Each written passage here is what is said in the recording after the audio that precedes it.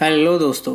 कहानी शुरू करने से पहले अगर आपने हमारे चैनल को अभी तक सब्सक्राइब नहीं किया तो सब्सक्राइब कर लीजिए और बेल आइकन दबा दीजिए।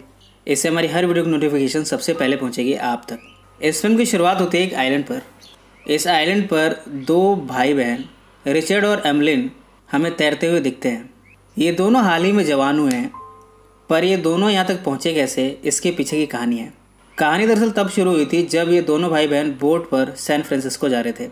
ये दोनों बोट के किनारे जाते हैं, तभी फादर आर्थर यहाँ पर आकर इन्हें डांटता है। फादर आर्थर इन दोनों को यहाँ से सैन फ्रांसिस्को ले जा रहा है। दरअसल इनके पेरेंट्स की हाल ही में डेथ हो गई। अब ये अनाथ हैं। इनके लालन पालन की जिम्मेदारी अब फादर आर्थर पर है। फादर आर्थर इनसे कहता है, मैं किसी तरह तुम दोनों को सैन फ्रांसिस्को पहुँचा दूँ, उसके बाद मैं तुम दोनों के रहने और खाने का इंतज़ाम करूँगा। वो इन्हें कोई भी शरारत करने से मना करता है। इसके बाद हम देखते हैं कि रिचर्ड एक कैबिन में जाता है। यहाँ कुछ तस्वीरों को देखता है जिसमें लड़कियाँ नग्न अवस्था में हैं। रिचर्ड इन्हें बड़े गौर से देखे जा रहा है। इतने में यहाँ पर एमलिन आती है। दोनों इन तस्वीरों को देख रहे थे कि तभी इस कैबिन का शख्स पैडी यहाँ पहुँचता है। वो रिचर्ड पर हावी होता है। उसे वो इन फ़ोटोज़ को देखने के लिए डांटता है। इतने में इस शिप पर आग लग जाती है। सभी अपनी जान बचाने के लिए इधर उधर भागते हैं। इस भागा दौड़ी में कई तो आपस में लड़ पड़े हैं। पैडी इन दोनों बच्चों को बचाने के लिए बोट में कूदता है। बोट में लिए वो यहाँ से जाने लगता है। फादर आर्थर शाउट करते हुए इन दोनों की सलामती के लिए उन्हें कहता है कि दोनों अपनी रक्षा करना। इधर हम कई लोगों को कूदते हुए देखते हैं। हमें यहाँ ऐसा लग रहा है जैसे टाइटैनिक डूब रहा हो। यहाँ ऑलमोस्ट सभी लोग मारे गए हैं। पैडी इन दोनों बच्चों के साथ यहाँ से बच निकला है, पर अब उसके सामने सवाल ये है कि वो इन दोनों को लिए कहाँ जाएगा। काफ़ी दूर चलने के बाद पैडी को एक आइलैंड दिखता है। इस तरह इन दोनों बच्चों के लिए इस आइलैंड पर पहुंचता है। यहाँ ये धीरे धीरे रहना और खाना पीना शुरू करते हैं। खाने के लिए इन्हें सी फूड बड़ी आसानी से मिल जाता है। रहने के लिए इन्होंने यहाँ की झाड़ियों से एक घर बना लिया है। पीने के लिए रम के टेस्ट जैसा एक पौधा भी मिल गया है। इस तरह हर चीज़ का इंतजाम यहाँ पर हो गया है। पैडी को उम्मीद है कि कोई ना कोई शिप आएगी इनकी हेल्प करने के लिए। कई बार तो शिप आती भी है, ये हेल्प के लिए चिल्लाते भी हैं, पर कोई शिप इनके पास नहीं पहुंचती। एक दिन पैडी आइलैंड के उस पार जाता है। वहाँ वो एक स्टैचू को देखता है। उसके सामने कुछ मांस के टुकड़े पड़े हुए हैं। पैडी समझ चुका है कि यहाँ पर इंसानों का बलिदान किया जाता है। वो भागता हुआ एमलिन और रिचर्ड के पास पहुँचा है। वो इन्हें वॉर्न करता हुआ कहता है कि आज से कोई भी आइलैंड के उस पार नहीं जाएगा। दोनों बच्चे इससे सवाल करते हैं कि ऐसा क्यों। पैडी कहता है कि आज से ये मेरा लॉ है कि कोई भी उस पार नहीं जाएगा। वहाँ पर लोगों की बलि दी जाती है। मैं नहीं चाहता कि तुम दोनों कुछ भी हो। इस तरह इन दोनों ने अंकल पैडी से वादा किया है कि कभी भी वो इस लॉ को ब्रेक नहीं करेंगे।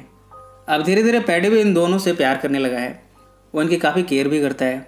वो नहीं चाहता कि इन्हें कुछ भी हो। एक बार रिचर्ड और एमलिन गलती से एक पॉइजनस बेरी को खा लेते हैं और कहते हैं कि इन्हें खाने के लिए सिर्फ सी फूड ही खाना चाहिए। धीरे धीरे बच्चे बड़े होने लगे हैं। एक दिन रिचर्ड और एमलिन को पैडी नहीं मिल रहा। उसे ढूंढना शुरू करते हैं। समंदर किनारे पैडी बेहोश अवस्था में मिला है। रिचर्ड पैडी की बॉडी को पलट कर देखता है। यहाँ ये फिगर आउट कर लेते हैं कि पैडी अब मर चुका है। दरअसल उसने कल रात ओवर ड्रिंकिंग कर ली थी और अब उसकी जान जा चुकी है। इस आइलैंड पर अब ये दोनों अकेले हैं, पर इन दोनों ने धीरे धीरे एक साथ रहना शुरू कर दिया है। अब अपना सारा समय एक साथ बिताते हैं। समंदर में तैरना, सी फूड को लाना, घर की देखभाल करना, इन्हीं सब में इन दोनों का समय बीतता जाता है। और इस तरह धीरे धीरे ये बड़े हो गए। कुछ दिनों के बाद हम एमलिन को देखते हैं जो कि छुप कर रिचर्ड की बॉडी को देख रही है। उसके मसल्स को देखकर वो आकर्षित होती है। रिचर्ड उसे पूछता है कि आखिर वो उसे क्यों देख रही है। एमलिन कहती है कि उसे नहीं मालूम कि वो रिचर्ड को देखकर ऐसा क्यों महसूस करती है। एक दिन एमलिन भागते हुए आइलैंड के उस पार चली जाती है। वहाँ वो स्टैचू को देखती है। वो स्टैचू को घूर कर देख रही थी कि तभी उस स्टैचू से कुछ ब्लड सा निकलता है। एमलिन यहाँ से भागती है। भागकर वो रिचर्ड के पास पहुँची है। वो कहती है कि उस पार जो स्टैचू है वो एक गॉड है। रिचर्ड इस बात पर यकीन नहीं करता। एमलिन रिचर्ड को वहाँ ले जाना चाहती है, पर रिचर्ड कहता है कि वो लॉ को ब्रेक नहीं कर सकता, वो लॉ जिसे कि अंकल पैडी ने बनाया था। इस तरह वो यहाँ से नहीं जाता। इस बात पर दोनों आर्गूमेंट भी करते हैं, पर फाइनली रिचर्ड ने नहीं जाने का मन बनाया है। एक रात जब एमलिन सो रही है तब रिचर्ड उसे घूर कर देखता है। उसके अंगों को देखकर आकर्षित होता है। उसके अंदर काम वासना जागृत होती है। उसे समझ नहीं आ रहा कि उसके साथ हो क्या रहा है। वो एमलिन के अंगों को स्पर्श करना शुरू करता है। इसके बाद वो एमलिन के पास जाकर चुंबन क्रिया करता है। एमलिन की नींद इतने में खुल जाती है। वो रिचर्ड को यहाँ से डांट कर भगा देती है। इस बात पर रिचर्ड एमलिन से काफ़ी गुस्सा होता है। कुछ टाइम के बाद एमलिन अपने प्राइवेट पार्ट में ब्लीडिंग महसूस करती है। उसे समझ नहीं आ रहा कि ये ब्लीडिंग कैसी है। उसे पीरियड्स के बारे में कुछ भी नहीं पता। रिचर्ड एमलिन को नोटिस करता है। वो उसे पूछता है कि एमलिन आखिर उससे आजकल क्या छुपा रही है। एमलिन कुछ भी बताने से इनकार कर देती है। एक दिन रिचर्ड एमलिन के प्राइवेट पार्ट से ब्लीडिंग होता हुआ देख लेता है। उसे तो यही लग रहा है कि एमलिन के अंदर कोई जख्म है जिसकी वजह से ये ब्लीडिंग हो रही है। अब जब रिचर्ड को एमलिन से संभोग नहीं मिल रहा तब वो अकेले में हस्त मैथुन करता है। एमलिन इसे देख लेती है और रिचर्ड को वॉर्न करते हुए कहती है कि वो जब फादर आर्थर से मिलेगी तब वो रिचर्ड की इस हरकत के बारे में बताएगी। एमलिन और रिचर्ड को अभी भी लगता है कि फादर आर्थर जिंदा हैं और कभी न कभी इन दोनों को लेने आएंगे। रिचर्ड एमलिन से गुस्सा है क्योंकि वो उसकी बात नहीं मान रही। इस बात पर वो उसे घर से निकाल देता है। सारी रात एमलिन घर से बाहर रहती है। अगले दिन एमलिन गलती से स्टोन फिश पर पाँव रख देती है। धीरे धीरे वो कमज़ोर पड़ती जा रही है। उसकी जान निकलने को है।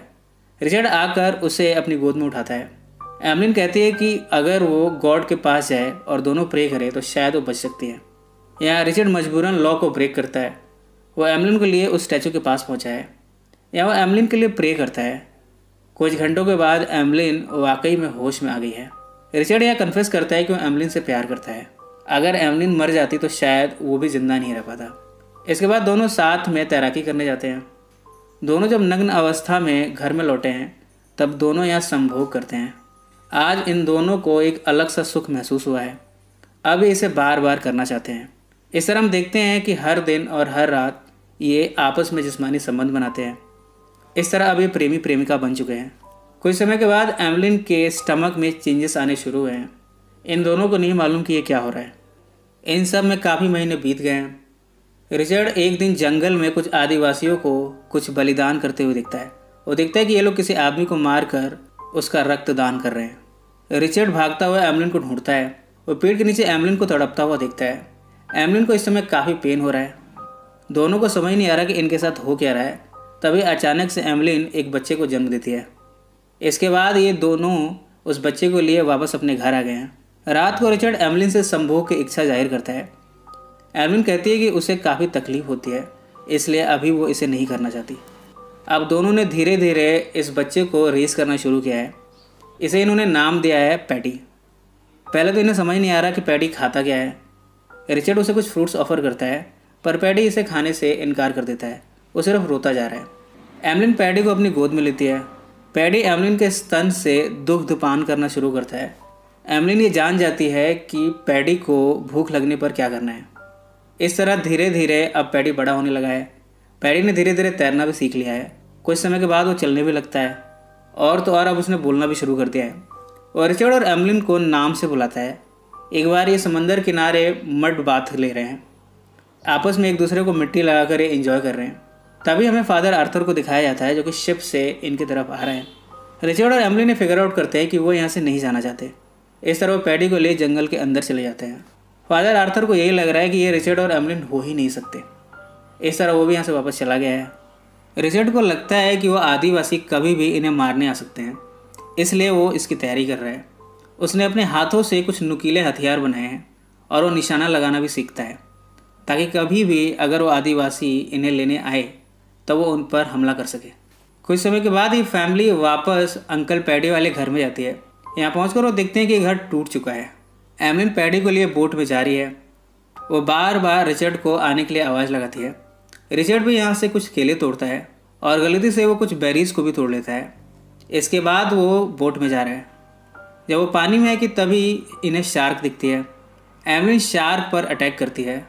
इसके लिए वो ओर का इस्तेमाल करती है। इस नाव में कुल 2 ही ओर थे। एक ओर तो शार्क को लगी और दूसरा ओर पैडी ने गलती से नाव से गिरा दिया। इस तरह इन तीनों के पास अब एक भी ओर नहीं है, जबकि नाव समंदर के काफ़ी अंदर आ चुकी है। अब इनके पास बाहर जाने का भी ऑप्शन नहीं है। इन सब में कुछ दिन बीत गए हैं। इनके पास खाने के लिए कुछ भी नहीं है। पैडी गलती से यहाँ उन बेरीज को खा लेता है जिसे कि अंकल पैडी ने खाने से मना किया था। इसके बाद पैडी की सांसें रुक गई हैं। एमलिन उसे ज़िंदा करने की कोशिश करती है पर वो नाकाम है। इस गम में रिचर्ड इन बेरीज को अपने हाथों में लेता है। वो इसके 2 हिस्से बनाता है। एक हिस्सा वो एमलिन को देता है और दूसरा वो खुद खाता है। इस तरह तीनों यहाँ पर बेसुध पड़े हुए हैं। इतने में फादर आर्थर यहाँ पहुँचा है। आर्थर के आदमी इन तीनों को बचाने में लगे हुए हैं और ये फिल्म यहीं समाप्त हो जाती है। इस फिल्म के सेकंड पार्ट में पता चलेगा कि आखिर इन तीनों की जान बचती भी है या नहीं। अगर आप इसका दूसरा पार्ट भी देखना चाहते हैं तो ज़रूर कमेंट करें, हम उसे भी डेफिनेटली पब्लिश करेंगे। इसी सस्पेंस के साथ ये फिल्म समाप्त हो जाती है।